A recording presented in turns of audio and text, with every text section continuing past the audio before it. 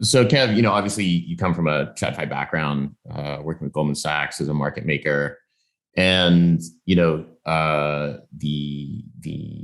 idea is that DeFi has the capability to disrupt parts of TradFi.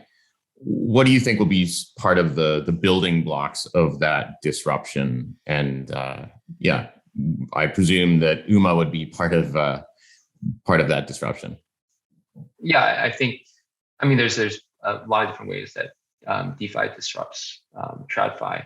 I think the big thing is like decentralization and kind of removing these strong powers, whether it be banks or exchanges, that basically dictate all the rules and control all the fees.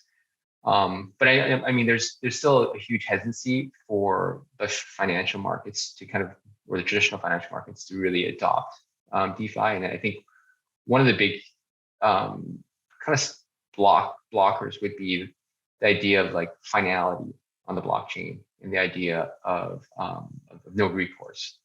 So, on the blockchain, if a contract is settled, it's settled and it's final.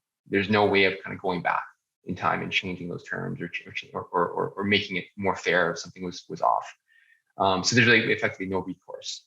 But in the TradFi world or in our regular world, there's lawyers everywhere. If something goes wrong, so even though something settled after fact or the market closed and this was the final settlement price, people can call on their lawyers and they could dispute it, and they could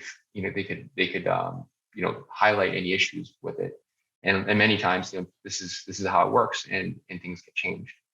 So I do think that UMA or an optimistic oracle kind of provides that kind of buffer from what we have, what we have right now in the DeFi space, where UMA effectively would come in and provide a price, say, but also give a dispute period where people can challenge that price.